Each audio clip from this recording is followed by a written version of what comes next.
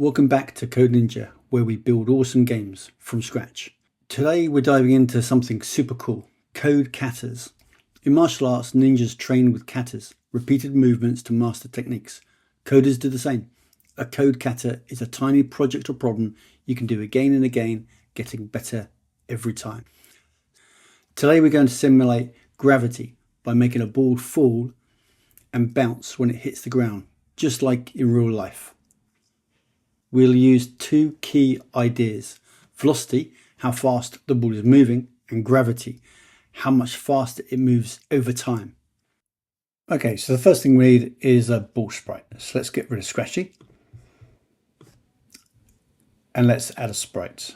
And I'll choose a sprite costume from the gallery. Let's find a ball. Here's one I like. And now we need to add our start event. So let's go to events and grab this when flag clicked. And now we'll set the size and the location of the ball. Let's go to motion and find our go-to coordinates. And we'll set it to the middle of the screen, which is 0, and near the top, which is 150. And let's check that that's okay. Perfect. And now we'll change its size. So let's go to looks and we'll set size to 50%. Slightly smaller ball. Great. And now we need to make the ball fall. So to do that, we'll need our game loop. And we need to introduce gravity on the ball. So let's create a gravity variable. And we'll make this for all sprites.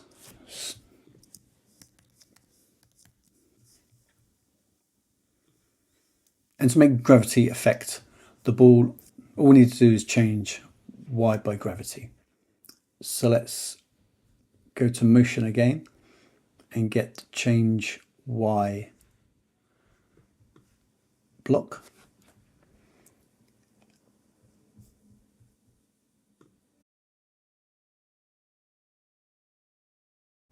First of all, we need to set the variable for gravity. It won't work because we need to go down, not up. So we need to invert gravity here when we apply it to the y. So let's go to our operators and grab a subtraction, and we'll just subtract gravity from zero. And that negates it. And now it falls. That's great. However, it doesn't look very real. And the reason is because an object will speed up over time. So we need to introduce a speed variable and apply that to our calculations.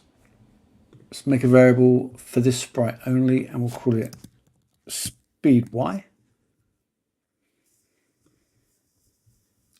And initially we need to set this to 0.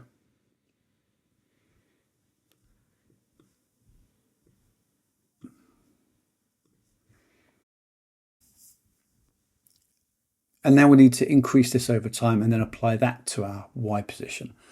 So we will, every single time around the loop, we will change speed y by the inverse of gravity. And then we'll change our y coordinate by how fast we're going, or speed y. And there you go, that now falls and it increases speed over time. So that's great. But now we need to make the ball bounce. So to do that, we need to detect the collision with the ground.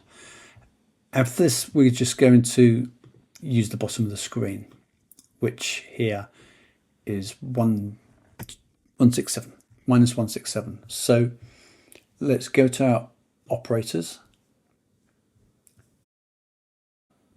So let's go to control and let's grab a conditional, and then our operators, and let's check if our Y position is less than the bottom of the screen.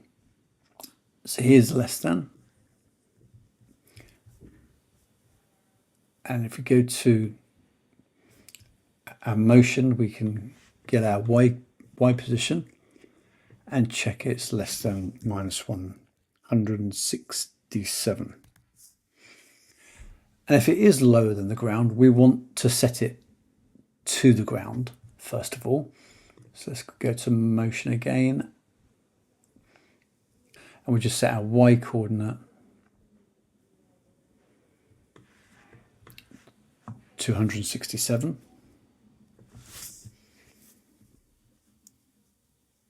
And then we need to reverse the direction that we're going.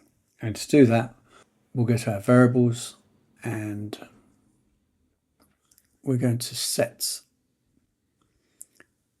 speed Y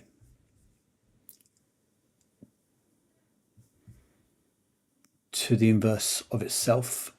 Let's see what that does. So to reverse direction, we just multiply speed Y